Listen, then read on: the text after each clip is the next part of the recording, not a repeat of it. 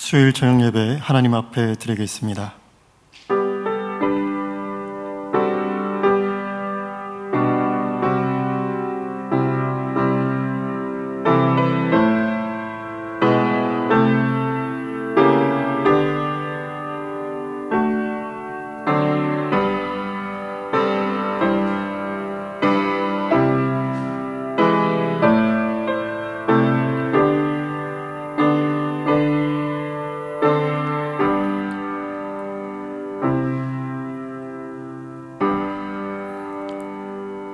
아버지 하나님, 오늘도 복된 자리, 예배의 자리로 인도하시니 감사드립니다.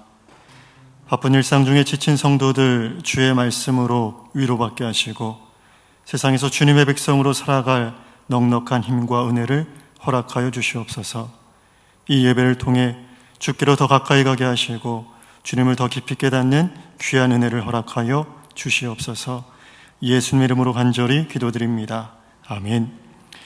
274장 찬송 부르시겠습니다. 이 찬송 부르시고 이선자 권사님 기도해 주시겠습니다.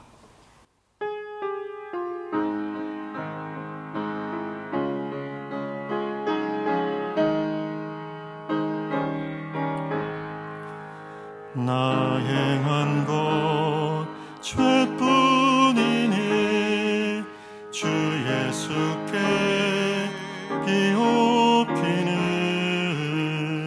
나의 몸과 나의 맘을 깨끗하게 하옵소서. 물 가지고 날 씻든지 불 가지고 태우든지 내 안과 바 다 닦으사 내 모든 죄 멸하소서. 내 어두운 눈 밝히시니 참 기쁘고 고마우나 그보다 더 원하오니 정결하게만 주옵소서. 물 가지고 날 씻든지 불 가지고 태우든지 내 안과 바 다 닦으사 내 모든 죄 멸하소서. 정결한 맘 그 속에서 신령한 빛 빛이 오니 이러한 맘 나 얻으면 눈까지도 밝으리라. 물 가지고 날 씻든지 불 가지고 태우든지 내 안과 바 다 닦으사 내 모든 죄 멸하소서. 못된 행실 다 고치고 악한 생각 다 버려도 주 앞에서 정결타고 자랑치는 못하리라. 물 가지고 날 씻든지 불 가지고 태우든지 내 안과 바 다 닦으사 내 모든 죄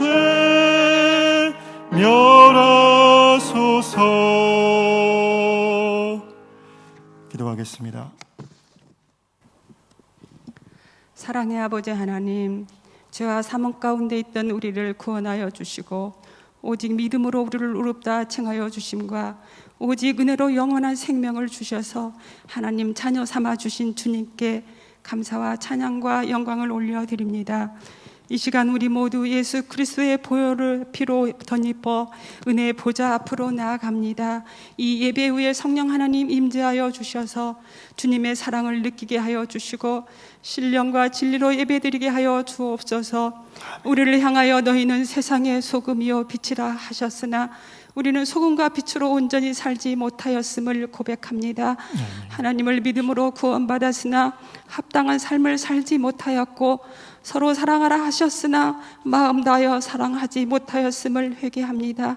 우리의 연약한 믿음을 용서하여 주시고 십자가의 보혈로 덮어 주셔서 정결케 하여 주시옵소서. 아멘. 사랑의 주님, 언제나 주님을 사랑하는 우리의 간절함이 이 시간 더욱 깊어지게 하시어 주님의 자녀로서 합당한 삶의 향기를 드러내게 하여 주시고 이 세상 가운데 주님의 사랑을 흘려보내는 축복의 통로가 되도록 은혜 베풀어 주옵소서. 아멘. 50년 전 우리 강소교회를 이곳에 세워주시고 귀하게 쓰임받는 교회가 되게 하심을 진심으로 감사드립니다. 지난 주일에는 50주년을 기념하며 임직 예식을 하나님의 은혜 가운데 마치게 하시고 주님의 충성된 77명의 청지기를 세워주심에 진정 감사를 드립니다. 이덕한 담임 목사님에게 성령의 능력으로 충만하게 하시고 영육이 늘 항상 강건하게 하시며 가족에도 평안한 복으로 축복하여 주옵소서. 부목사님, 전도사님들에게도 동일한 은혜와 사랑으로 함께하여 주시기를 원합니다. 모든 성도님들의 가정에 또한 자녀들에게도 형통의 복으로 함께하여 주시어서 날마다 감사가 끊이지 않는 믿음의 가정들로 삼아 주시기를 원하고 소원합니다. 작년과 어린 영아부에 이르기까지 사랑의 아름다운 공동체로서 주님 주신 사명 잘 감당하는 저희들이 되게 하여 주옵소서. 아멘. 사랑하는 환우들을 위해 기도합니다. 주님 간절히 애통하며 주님의 치유의 손길을 사모하는 환우들에게 여호와 라파 하나님의 치료가 있기를 간절히 원하고 소원합니다. 전 세계가 코로나로 또한 전쟁과 기근으로 재난으로 힘들어하고 있습니다. 주님, 전 세계와 모든 나라들을 회복시켜 주시기 원하며 하나님 속히 인도하여 주옵소서. 선교사님들을 위해 기도합니다. 여러 가지 핍박 속에서도 복음을 선포하며 전할 때 많은 영혼들이 영원한 생명을 얻도록 구원하여 주시고 믿음의 백성이 되도록 역사하여 주시옵소서. 아멘. 이 나라를 위해 기도합니다. 탐욕과 음란, 거짓과 부정, 다툼과 분열, 이기심으로 가득 찬 이 나라를 고쳐주시고 하나님의 나라로 바로 세워지도록 역사하여 주시옵소서. 아멘. 화교교에서 예배를 인도하시는 이덕한 담임 목사님, 하나님의 놀라운 은혜로 함께 하시고 이 시간 하나님의 말씀을 전하시는 우리 김상민 목사님, 성령의 능력으로 충만하게 하여 주셔서 말씀을 듣는 우리 모두에게 선포되는 하나님의 말씀을 깨닫게 하여 주시사 그 말씀이 세상을 살아가는 등불이요 지혜가 있게 하여 주옵소서. 아멘. 항상 섬기며 수고하는 손길들을 축복하여 주시고 우리의 참 소망이 되시는 존귀하신 예수 그리스도의 이름으로 기도드립니다. 아멘.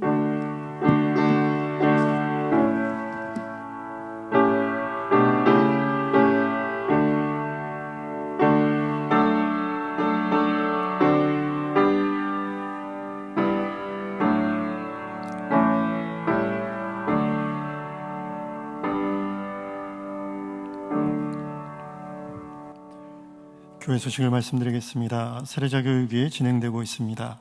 온라인 교육도 가능합니다. 세례 희망자께서는 교구 교육자에게 신청해 주시기 바랍니다. 담임 목사님께서 지금 이 시간 화곡교회에서 3인 3색 말씀잔치를 인도하고 계십니다. 은혜로운 집회가 되도록 마음 모아 기도해 주시기 바랍니다. 오늘 보실 하나님의 말씀은 고린도전서 15장 9절로 10절의 말씀입니다. 신약 성경 281페이지에 있습니다.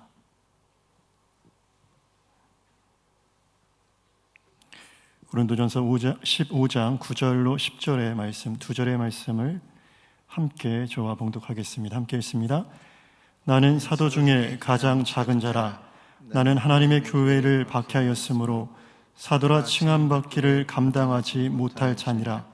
그러나 내가 나된 것은 하나님의 은혜로 된 것이니 내게 주신 그의 은혜가 헛되지 아니하여 내가 모든 사도보다 더 많이 수고하였으나 내가 한 것이 아니요 오직 나와 함께 하신 하나님의 은혜로라. 아멘. 하나님의 은혜와 평강이 함께 하시기를 주님 이름으로 축원합니다. 오늘 말씀의 제목은 하나님의 은혜로 된 것이니 라는 말씀의 제목으로 함께 은혜 나누도록 하겠습니다. 고린도 전서는 바울이 어떤 교회에 쓴 편지일까요? 너무 수준 낮은 질문을 제가 드렸습니다. 고린도 교회에 쓴 편지죠. 그렇죠? 전서와 후서 각각 첫 번째 편지, 두 번째 편지, 그 이외에 더 편지가 있었다라고 추정할 수도 있겠지만 우리 손에 지금 전해지는 고린도 교회에 보낸 편지는 이렇게 두 편지가 있습니다. 바울 사도가 사랑하고 섬겼던 고린도 교회는 적지 않은 문제들이 있었던 교회입니다. 고린도 교회에 많은 문제가 있었는데 그 중에 한 문제는 분열의 문제였습니다. 분열이라 함은 교회 안에 여러 당파가 존재했는데 여러 당파, 예를 들어서 그리스도파, 게바파, 아볼로파라는 이제 우리가 성경 말씀을 통해서 들은 분파가 있는데 대표적으로 두 개의 분파를 말씀드리자면 우리가 대예배 시간에 말씀을 들으셨겠지만 쾌락주의자 그리고 금욕주의자들이 대표적인 예라고 말씀드릴 수 있습니다.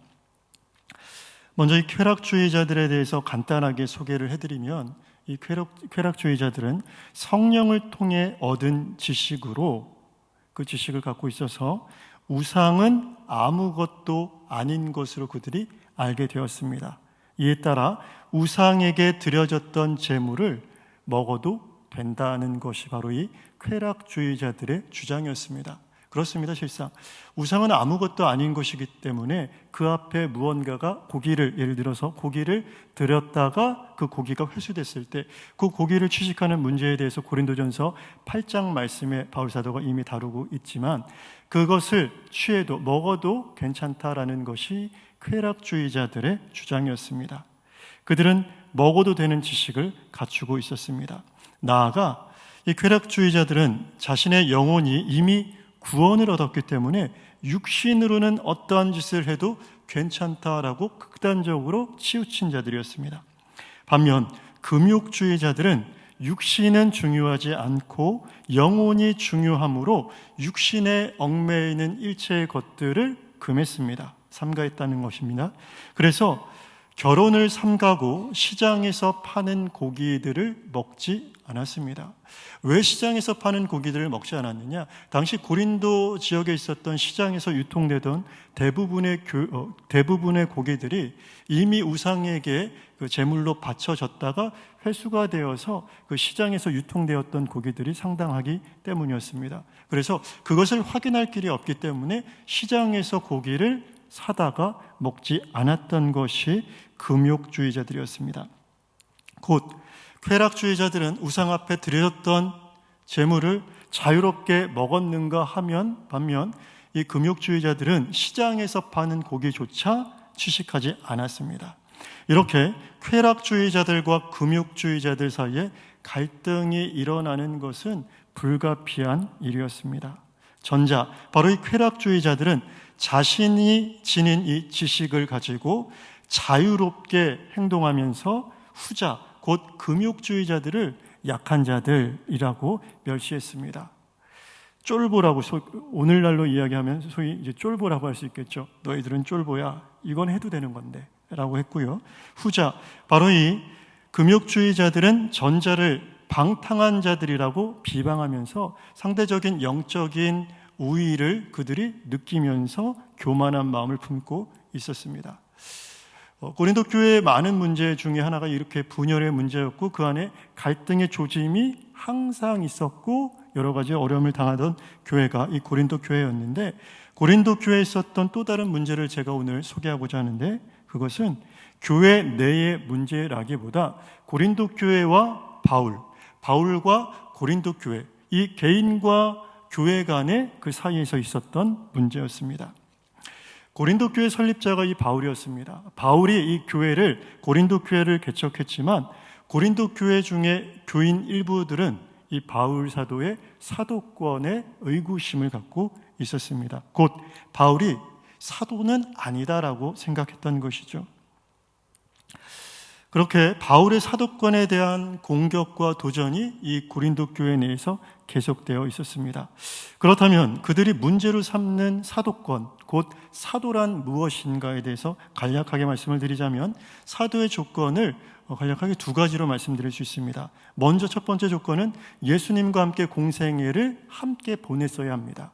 그러니까 예수님의 12제자, 이제 가룟 유다를 제외하면 11제자가 그 사도권을 부여받는 조건이 하나가 있는 것이고요. 두 번째, 그리스도의 부활을 목격한 증인이 되어야만 했습니다.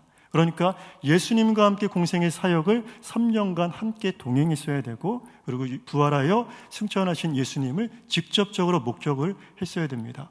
그런데 베드로와 같은 다른 사도들과 달리 바울은 육신으로 오신 예수님의 생전에 예수님과 함께하지 못했고, 또 십자가에 죽으시고 부활하신 예수님을 직접적으로 목격하지는 못했다는 것이 늘 바울에게 꼬리표처럼 따라다녔습니다. 이처럼 바울의 사도권에 대한 의구심은 바울 사도가 그의 사역을 감당하는 데 있어서 여러 가지 장애가 될 뿐만 아니라 고린도 교회 내에서도 저는 사도다, 저는 사도가 아니다 라는 분열을 일으키는 하나의 문제거리가 되었고, 나아가 바울 사도가 증거하는 복음에까지 좋지 못한 영향을 미치게 되었습니다.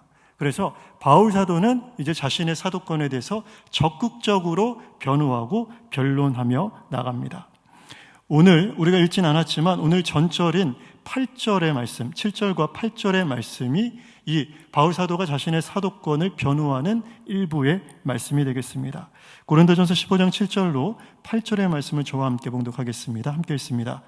그 후에 야고보에게 보이셨으며 그 후에 모든 사도에게와 맨 나중에 만삭되지 못하여 난 자 같은 내게도 보이셨느니라. 아멘. 바울 사도가 지금 이야기하고 있습니다. 모든 사도에게 보이신 것과 같이 자신도 부활하신 예수님을 만났다. 내게도 그분이 나타나셨다. 내게도 그분이 나타나셔서 나에게도 보여주셨다. 물론 이것은 바울 개인이 다메섹으로 가는 길 중에 예수님께서 만나주시는 그 사건을 말하는 것이겠죠. 무튼 자신도 부활하신 예수님을 보았기 때문에 너희가 말하는 나는 사도로서 결격사유가 있다라고 너희가 이야기하고 있지만 나는 그분을 본 사도의 조건을 갖춘 사람이다라고 그에 대해서 변론합니다. 그런데 다시 바울 자신은 예수와 교회를 박해했던 자로 사도로 일컬음 받음을 감당할 수 없는 자라고 9절 말씀을 밝히고 있습니다. 고린도전서 15장 9절의 말씀을 제가 읽겠습니다.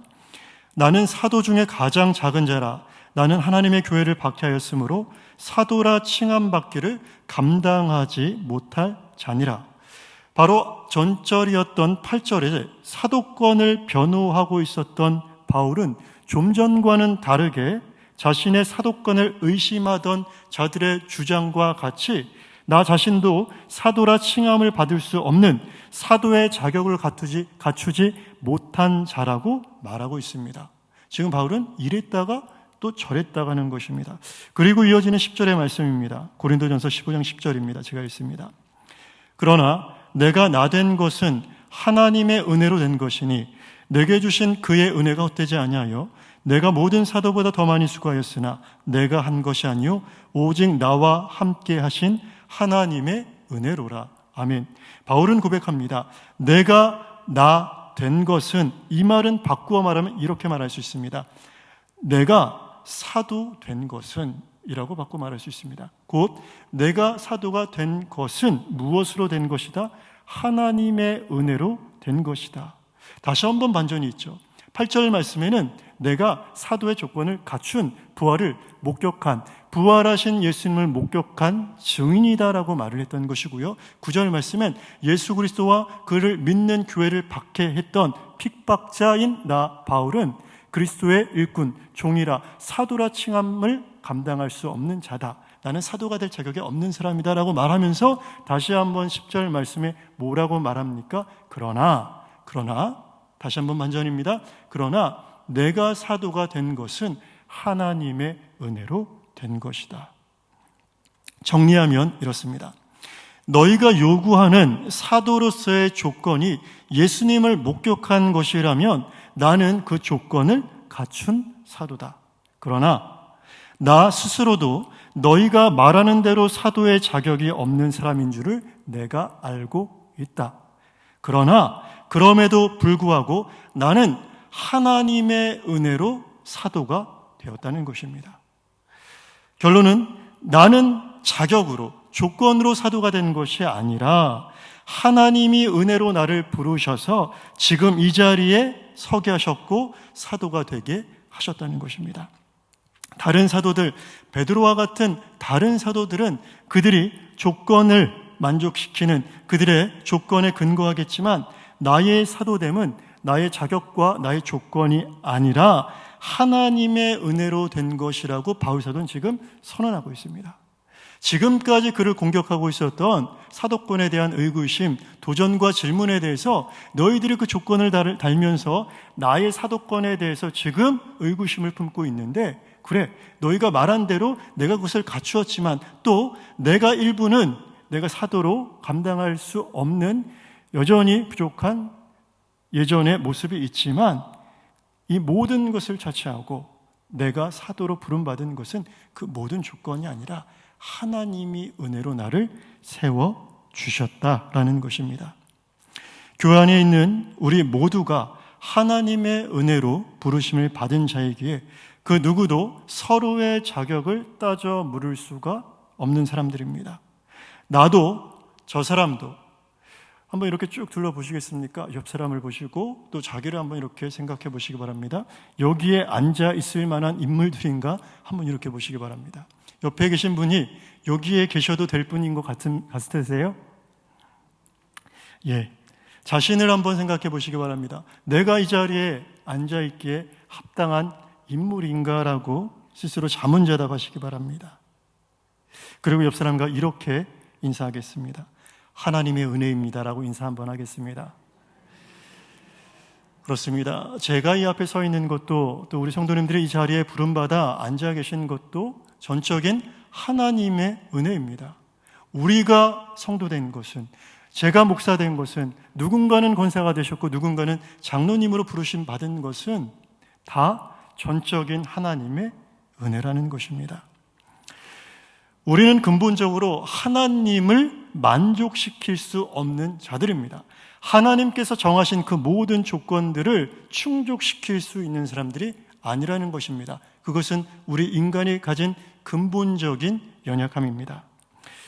한번 제가 예를 들어 보겠는데요. 우리 자신을 바다 위에 떠다니는 배라고 가정해 보겠습니다. 그리고 우리가 젓는 이 노가 우리의 행위라고 가정해 보겠습니다. 노를 열심히 저어서 하나님이 정하신 그 표준에 도달할 수 있는 배가 있을까라는 것이죠.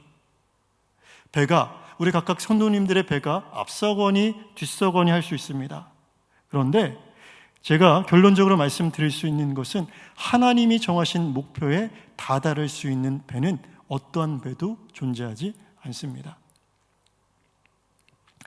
그런데 만약 이 배가, 더 비극적인 문제는 이 배가 바다가 아닌 땅 위에 있다면, 그리고 땅 중에서도 이 배가 가장 높은 산 위에 있다면 이 배는 어떨까요? 이 배 위에서 노를 열심히 한번 저어 보십시오. 배는 어떻게 될까요? 노가 망가지거나 아니면 자신의 기력이 다 지쳐서 자신이 쓰러질 수밖에 없게 될 것입니다. 산 위에 배가 있다.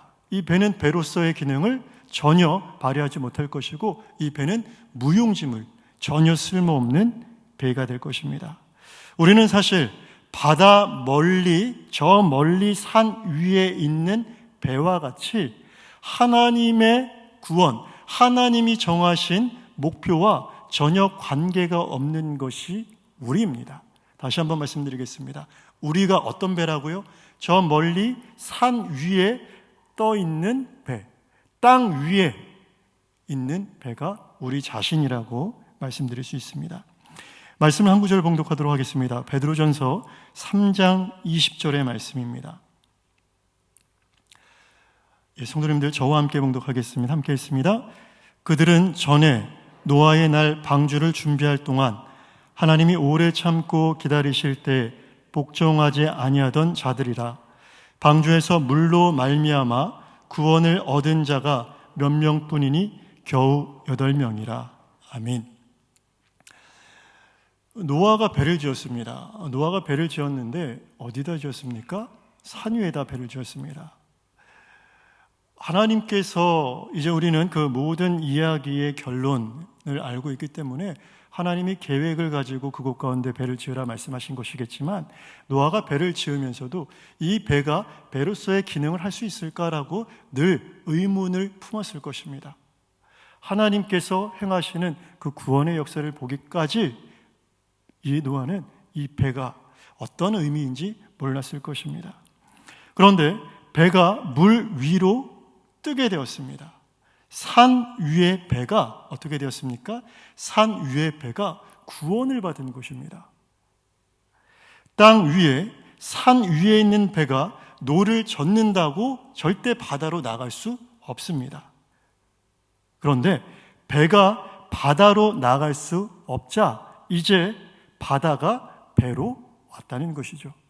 이것이 바로 은혜입니다. 베드로전서 3장 20절 말씀은 이렇게 말씀합니다. 방주에서 물로 말미암아 구원을 얻은 자가 몇 명뿐이라고 말씀하고 있습니다. 여기서 방주에서 물로 말미암아 구원을 얻었다. 홍수가 방주 밖의 사람들에게는 심판의 도구였습니다. 그래서 이 홍수 심판을 통해서 하나님은 전 인류를, 노아 식구를 제외한 전 인류를 멸절시키십니다. 그런데 역설적으로 노아의 8 식구에게는 이 홍수가 구원의 도구, 하나님의 은혜가 되었다는 것입니다. 노아의 방주를 생각해 보겠습니다. 산에서 노를 저어봤자 무슨 소용이 있습니까? 근본적으로 불가능한 일입니다. 산에 속한 사람, 곧 땅에 속한 사람은 하나님께 나아갈 수 없습니다.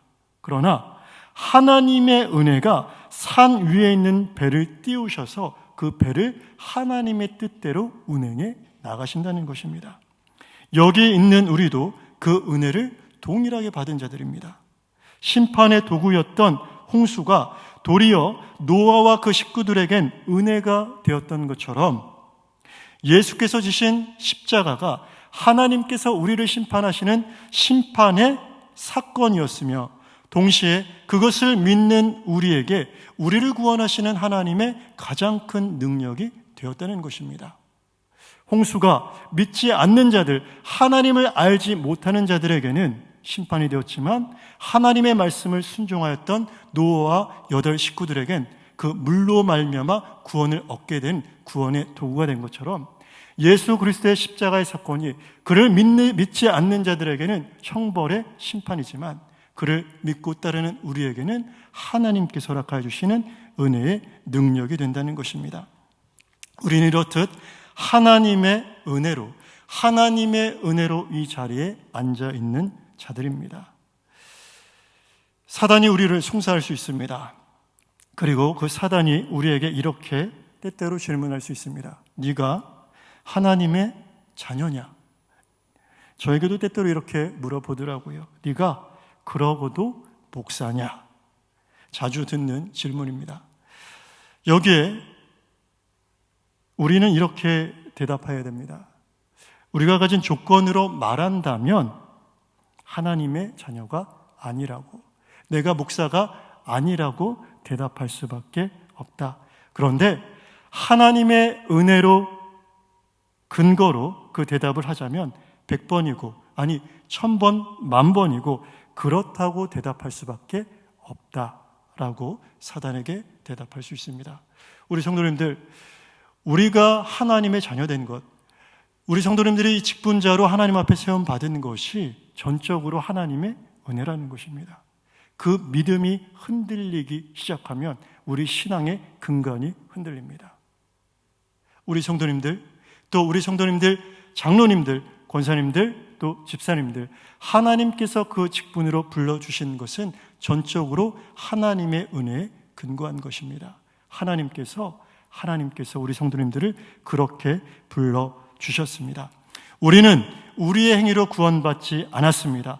하나님이 하나님의 은혜로 구원하셨고 하나님이 그 은혜 가운데 우리를 불러 세우셨습니다. 우리는 모두 바울 사도와 같이 하나님의 은혜로 세움받은 자들입니다. 이것은 어제나 오늘이나 우리가 늘 붙들어야 할 하나님의 은혜, 우리의 신앙의 기초라는 것입니다. 그 은혜가 아니면 우리의 모든 것이 무너지게 됩니다. 이번 주일에 많은 분들이 직분자로 세움을 받으셨습니다. 어떤 분은 장로님으로, 어떤 분들은 권사님, 또 안수 집사님으로 세우심을 받았습니다. 우리 교단 헌법에서 말하고 있는 권사님의 직무에 대해서 잠깐 제가 말씀을 드리겠습니다. 권사의 직무를 이렇게 우리 교단 헌법에서는 말하고 있습니다. 당회 또는 7위 목사의 지도하에 교역자를 도와 교인의 영적 상태를 돌아보며 우환질고와 낙심 중에 있는 자를 권위하며 전도에 힘쓴다. 이게 우리 권사님들이 감당하셔야 될 직무입니다. 그런데 이 직무의 내용을 보면 권사님들 자신에 대한 언급은 없습니다. 권사든 이래야 된다, 권사 자신의 신앙은 저래야 된다라는 언급이 없습니다. 그것은 당연한 것이고, 권사 자신의 신앙은 당연한 것이고, 이제 자신의 신앙은 기본적인 것이며 나아가 함께 신앙생활하는 신앙 공동체에 있는 다른 지체들을 돌아보아 공동체원들의 신앙을 위해 헌신하라는 부르심이 바로 권사라는 직분의 부르심입니다. 권사는 희생하셔야 됩니다. 권사님이라면 헌신하셔야 됩니다. 그게 권사라는 직무의 역할, 기능이라는 것입니다. 그런데 사실 우리 개개인 자신을 돌아봤을 때 우리는 자신의 신앙생활 하나 건사하기가 참 어려운 사람들입니다. 그런데 우리에게 부여된 직분은 나아가 다른 사람들의 신앙을 위해서 일하라고 부르셨다는 것이죠. 그렇다면 우리는 이 사역을 어떻게, 우리에게 주신 이 직무를 어떻게 감당해야 합니까? 답은 오늘 본문 말씀에 나와 있습니다. 10절입니다. 10절 하반절의 말씀을 제가 봉독하겠습니다. 내가 모든 사도보다 더 많이 수고하였으나 내가 한 것이 아니요 오직 나와 함께 하신 하나님의 은혜로라. 아멘. 하나님께서 바울 사도를 은혜로 구원하셨고 은혜로 사도로 세워주셨습니다. 그리고 바울 사도가 스스로 고백합니다. 내가 다른 사도들보다 더 많이 수고했지만 이것은 내가 한 것이 아니다. 이것은 하나님의 은혜가 이 일을 감당했다라는 것입니다. 하나님이 우리를 구원하셨습니다. 하나님이 우리를 직분자로 세워주셨습니다. 그리고 우리를 그 직분 가운데 세워주신 하나님의 은혜가 그 직분을 감당할 수 있게 하실 것이라는 것입니다. 그러면 우리가 하나님 앞에 구해야 되는 것은 무엇입니까? 동일한 은혜입니다. 바울에게 허락하셨던 그 은혜를 오늘 우리에게 허락하여 주옵소서. 우리는 처음부터 마지막까지 하나님의 은혜가 아니면 안 되는 자들입니다. 우리가 처음 하나님을 만나 하나님께서 우리를 구원하시는 그 순간에서도 하나님의 은혜를 경험했던 자들이고, 우리를 하나님의 귀한 직분자로 세우시는 그 순간에도 하나님의 은혜로 우리를 하나님의 직분자로 세워주셨고, 또 그 직분을 감당하는 매 순간마다 바울 사도와 같이 하나님의 은혜가 아니면 안 되는 자들입니다. 우리가 말씀을 한 구절 봉독하도록 하겠습니다. 출애굽기 16장 16절의 말씀입니다. 함께 봉독하겠습니다. 여호와께서 이같이 명령하시기를 너희 각 사람은 먹을 만큼만 이것을 거둘지니 곧 너희 사람 수요대로 한 사람이 한 오멜씩 거두되 각 사람이 그의 장막에 있는 자들을 위하여 거둘지니라 하셨느니라. 아멘. 광야를 걷는 이스라엘 백성들에게 하나님께서 만나를 먹여 주셨습니다. 그리고 만나를 어떻게, 얼만큼 거두어야 된다라고 말씀을 하시는데 하루에 하루 먹을 분량만을 거두게 하셨습니다. 그리고 출애굽기 16장 19절로 20절 말씀을 제가 봉독하겠습니다. 모세가 그들에게 이르기를 아무든지 아침까지 그것을 남겨두지 말라 하였으나 그들이 모세에게 순종하지 아니하고 더러는 아침까지 두었더니 벌레가 생기고 냄새가 난지라 모세가 그들에게 노하니라. 아멘. 하루 먹을 한 오멜, 오늘날의 수치로 하면 약 2리터 정도가 된다고 합니다. 한 사람마다 2리터 정도의 분량의 만나를 거두라라고 말씀을 하셨는데, 그 말씀에 순종하지 않고 덜어는 남겨서 그것에서 냄새가 나고 벌레가 생겼다. 그래서 모세가 노했다라는 말씀이 더불어 기록되어 있습니다. 만나를 매일 거두도록 하셨습니다. 매일 하루치 그날 먹을 만나를 그날에 거두어 그날에 먹어라 말씀하셨습니다. 그리고 그 만나는 아침에만 나가 거둘 수 있었습니다. 얼마나 귀찮았을 거예요. 아침마다 나가서 만나를 거두어 먹어야 된다는 것입니다. 그래서 저와 같은 꾀쟁이들은 며칠치를 거뒀을 것 같아요. 처음에 한번 다음날 나가기 귀찮으니까. 제가 참 저녁에는 강한데 저는 아침잠이 많아서 아침에 일어나는 거 참 힘들어서 이 만나의 사건을 볼 때마다 왜 이 만나의 유통기간이 하루짜리가 되게 하셨을까 늘 아쉬웠습니다. 그래서 저 같았으면 이것을 며칠씩 거뒀을 것 같습니다. 그래서 바로 출애굽기 16장 19절에 말씀한 것과 같이 아침까지 남겨두었던 자들은 저와 같았던 자들이 아닐까 생각이 됩니다. 며칠 먹을 만나를 한 번에 거두면 되는 것인데, 그렇게 거둔 만나는 다음 날이 되면 벌레가 생기고 먹을 수 없는 음식물 쓰레기가 되었습니다. 사람에게 있어서 음식과 물은 없어서는 안 되는 것입니다. 더욱이 이 광야 생활을 하는 이 광야라는 배경에 있어서는 음식과 물을 비축하는 것이 정말 더 중요했을 것입니다. 그런데 하나님은 음식의 양을 제한하셨고 또 그 음식의 유통기한을 정하셨습니다. 어찌 보면 광야 생활에 적합하지 않은 음식을 내려주시는 것입니다. 오늘날과 같이 오래도록 보존할 수 있는 참치 통조림을 주셨다면 이스라엘 백성들 더 많이 하나님께 감사할 수도 있었을 것이고 더 늦잠을 잘 수도 있었을지 모르겠지만 이렇게 매일매일 만나를 그날 내려주셨습니다. 그런데 이 문제는 사실 간단하게 해결할 수 있는 문제입니다. 어떻게 하면 됩니까? 잘 아시는 대로 매일 내리기 때문에 매일 나가서 그날 먹을 수 있는 만나를 거두면 된다는 것이죠. 다만 문제가 무엇이죠? 저희 안에 있는 욕심이죠. 좀 더 눕자, 좀 더 자자, 편안한 삶을 추구하는 우리 인간이기에 이러한 욕심 때문에 이러한 일이 발생했을 것입니다. 그들은 그렇게 매일 아침에 나가 만나를 거두기 시작했습니다. 언제까지 그 만나를 거뒀습니까? 가나안 땅에 들어가기까지 이 만나는 변함없이 내렸습니다. 여호수아 5장 12절의 말씀입니다. 제가 봉독하겠습니다. 또 그 땅의 소산물을 먹은 다음 날에 만나가 그쳤으니 이스라엘 사람들이 다시는 만나를 얻지 못하였고 그 해에 가나안 땅의 소출을 먹었더라. 아멘. 만나가 그쳤습니다. 언제 그쳤습니까? 가나안 땅의 소산물을 먹은 다음 날 만나가 그쳤습니다. 왜요? 이제는 그 가나안 땅에서 소산물을 먹으면서 살 수 있었기 때문입니다. 늘 하나님의 은혜를 구하면서 이스라엘 백성들은 광야 40년간 매일 아침 내리는 만나를 먹어가며 살았습니다.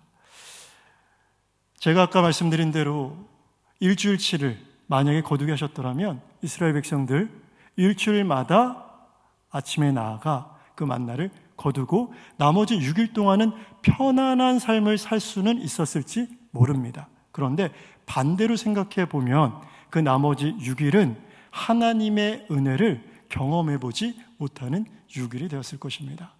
지극히 인간적인 관점에서 하루짜리 만나는 불편하고 좋지 않은 음식으로 보일지 모르겠지만 하나님의 은혜를 경험하는 관점에서 만나는 하나님의 기적을 매일같이 경험하는 은혜의 자리였다는 것입니다.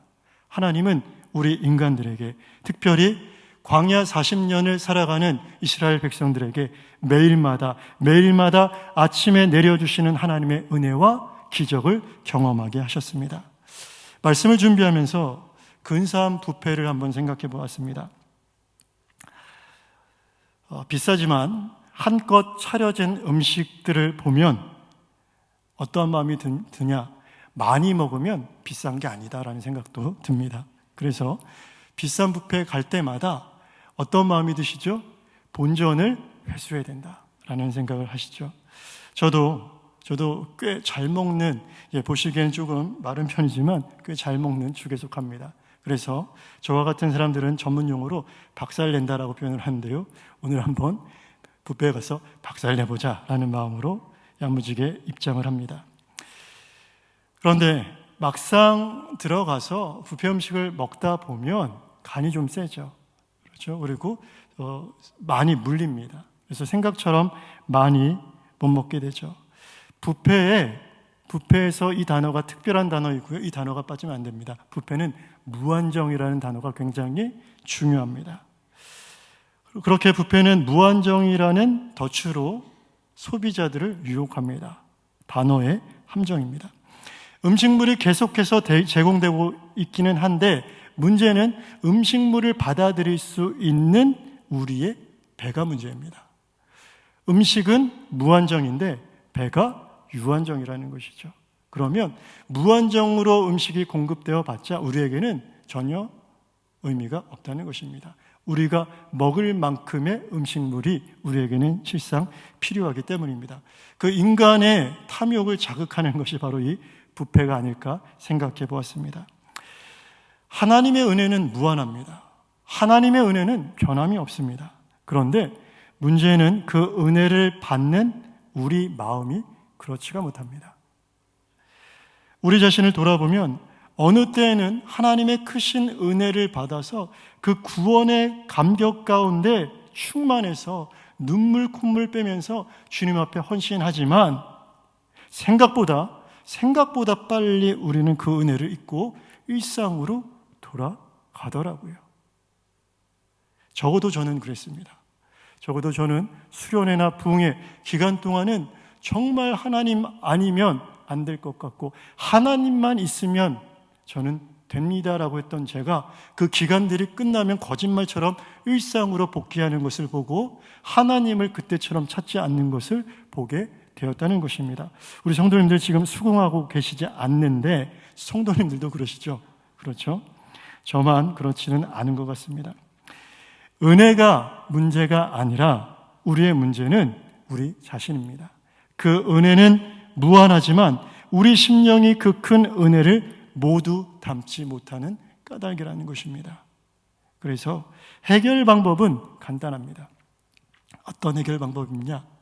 광야 40년간 이스라엘 백성들이 매일 아침 나아가 만나를 먹으며 만나를 거두며 하나님의 은혜를 경험하고 기적에 감사했던 것처럼 매일 하나님 앞에 나아가 오늘 허락하시는 은혜를 구하시면 된다는 것입니다. 문제는 어제의 은혜 혹은 몇 년 전에 받았던 그 큰 구원의 사건을 가지고 매일같이 그것을 우려 먹으려는 우리 자신의 인간적인 욕심에 그 문제가 있다는 것입니다. 우리는 어제 거둔 만나를 오늘 꺼내어 먹으려 할 때가 많이 있습니다. 어제의 만나는 어제의 삶을 위한 것이었습니다. 예수께서 우리에게 일용할 양식을 구하라 말씀하신 것처럼 오늘 우리는 오늘의 만나, 오늘의 은혜를 구하면서 살아야 된다는 것입니다. 우리를 구원하시고 우리를 은혜 가운데 직분자로 세워주셨다면 우리 성도님들 그 직분자로 매일매일 살아가실 때마다 하나님 저를 은혜로 불러 세워주셨사오니 오늘도 이 직분을 은혜로 감당할 수 있도록 은혜를 공급하여 주옵소서. 언제마다 기도하셔야 되죠? 날마다. 언제까지 기도하셔야 됩니까? 그 나라 가기까지. 매일 기도하셔야 됩니다. 하나님 저를 은혜로 제 자격이, 제 자질이, 제 능력이 저를 이곳으로 세운 것이 아니지 않습니까?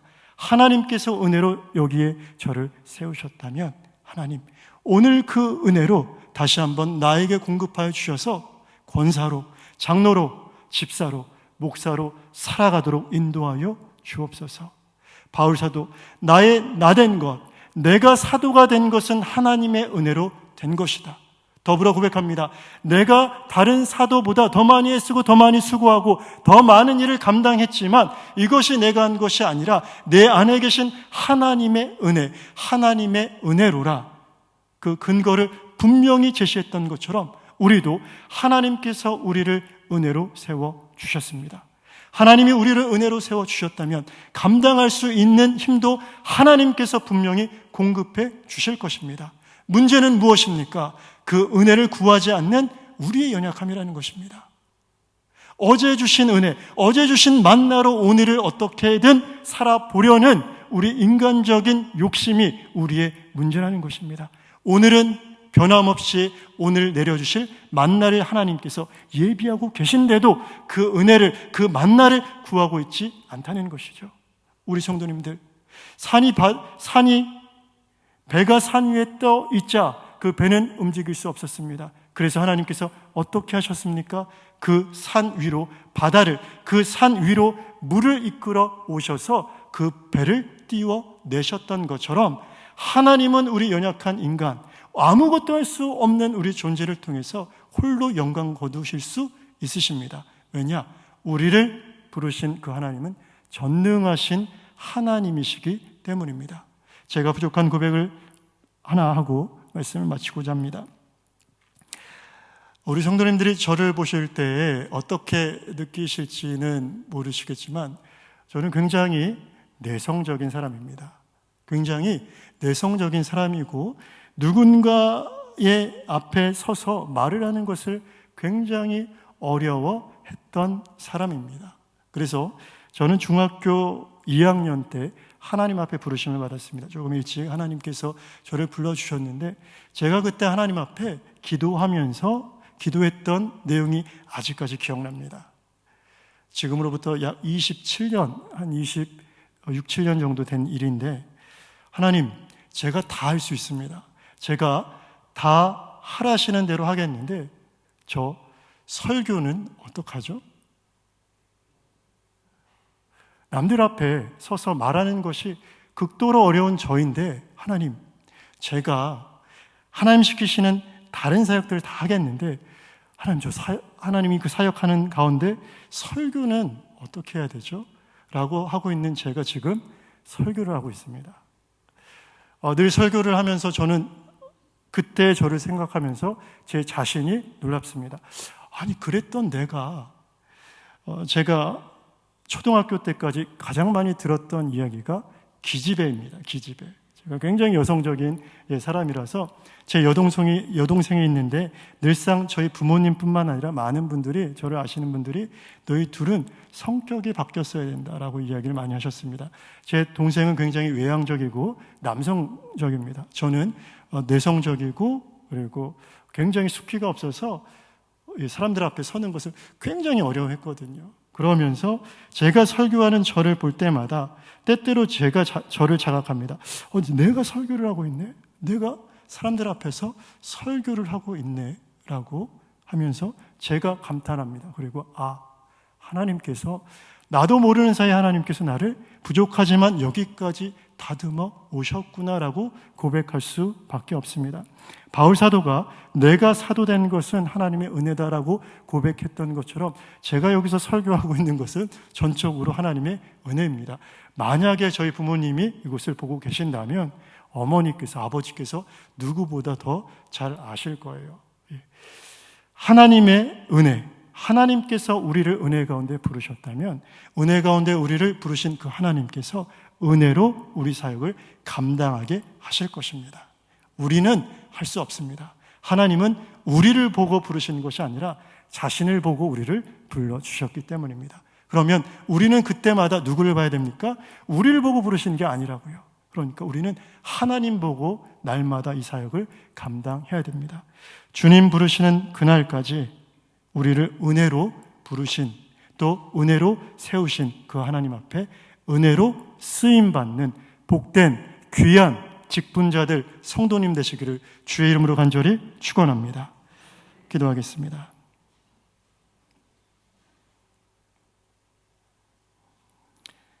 하나님 감사합니다. 우리를 구원하신 은혜, 우리를 주의 종으로 세워주신 은혜, 또 이 사명 감당할 힘을 허락하여 주시는 은혜, 하나님의 은혜 아니면 아무것도 아닌 우리인 것을 다시금 깨달았습니다. 오늘도 내일도 그 은혜를 구하며 그 은혜로 사는, 그 은혜로 주님 나라까지 도달하는 귀한 직분자들이요 주의 백성 되도록 늘 함께하여 주시옵소서. 예수님의 이름으로 간절히 기도합니다. 아멘. 320장 찬양 드리겠습니다.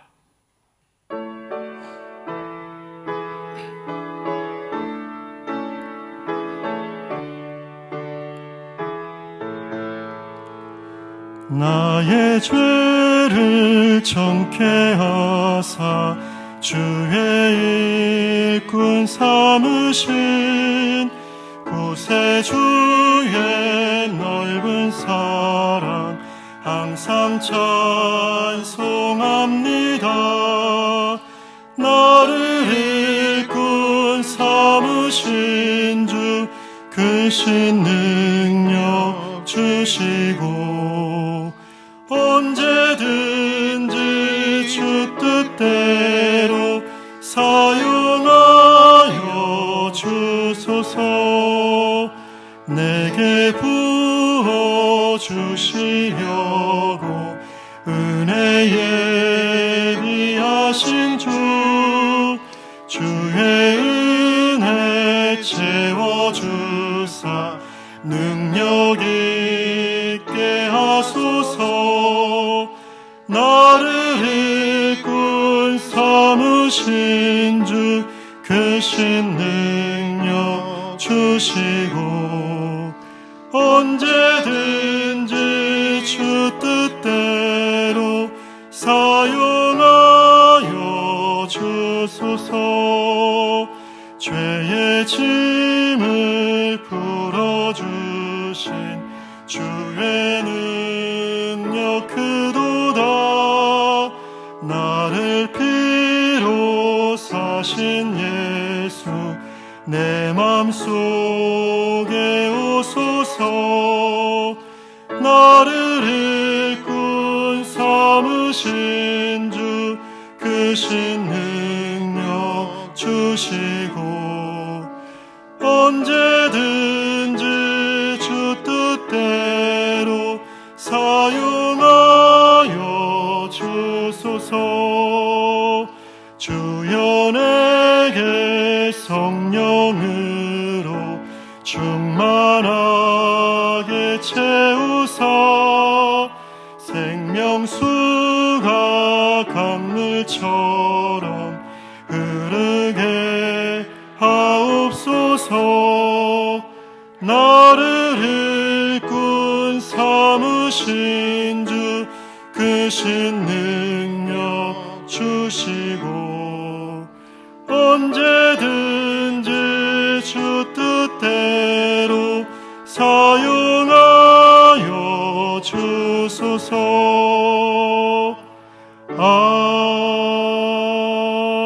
아멘. 다시 한번 기도합니다. 하나님 늘 우리와 함께 하심을 감사합니다. 우리 홀로 있지 아니하게 하시고 우리에게 가장 큰 은혜, 동행하여 주시는 그 귀한 은혜로 날마다 변함없이 우리와 함께 하심을 감사합니다. 하나님 그 은혜가 있었기에 우리 교회가 또 우리 개인이 여기까지 올 수 있었습니다. 하나님 변함없는 동행의 은혜로 주님 나라, 주님 우리를 부르시는 그날까지 우리와 함께하여 주시고 우리 가정과 함께하여 주시고 우리 교회와 함께하여 주시옵소서. 그 은혜 아니면 주님 아무것도 아닌 우리임을 다시 한번 고백하며 그 은혜로 살게 하시고 그 은혜 안에 주의 사역 감당하게 하시며 그 은혜 안에서 부름받게 하여 주시옵소서. 이 시간도 주님 앞에 귀한 예물 올려드립니다. 감사로 주님을 영화롭게 하는 하나님 주의 성도님, 하나님이 귀한 손길 가운데 늘 함께하여 주셔서 그 손이 하는 모든 일에 복을 허락하여 주시되 특별히 감사의 조건이 그의 삶 가운데, 귀한 가정 가운데 넘치도록 하나님 역사하여 주시옵소서. 이 시간 흩어져 있는 우리 강서교회의 모든 지체들을 기억하여 주시고 어디에 있든지 하나님의 보호와 주님의 인도받는 복된 성도, 복된 가정, 복된 교회되게 인도하여 주시옵소서. 세상으로 나아가는 주의 백성들의 발걸음 가운데 함께 하시며 주님, 오늘을 살아갈 수 있는 또 내일에 예비하신 귀한 은혜를 그날 허락하여 주셔서 매일 아침 내리는 만나로 40년간 변함없이 하나님과 동행했던 이스라엘 백성들과 같이 오늘도 내일도 변함없는 하나님의 은혜로 날마다 승리하는 주의 백성들로 주장하여 주옵소서. 감사하며 예수님의 이름으로 간절히 기도합니다. 아멘. 하늘에 계신 우리 아버지, 아버지의 이름을 거룩하게 하시며 아버지의 나라가 오게 하시며 아버지의 뜻이 하늘에서와 같이 땅에서도 이루어지게 하소서. 오늘 우리에게 일용할 양식을 주시고 우리가 우리에게 잘못한 사람을 용서하여 준 것 같이 우리의 죄를 용서하여 주시고 우리를 시험에 빠지지 않게 하시고 악에서 구하소서. 나라와 권능과 영광이 영원히 아버지의 것입니다. 아멘.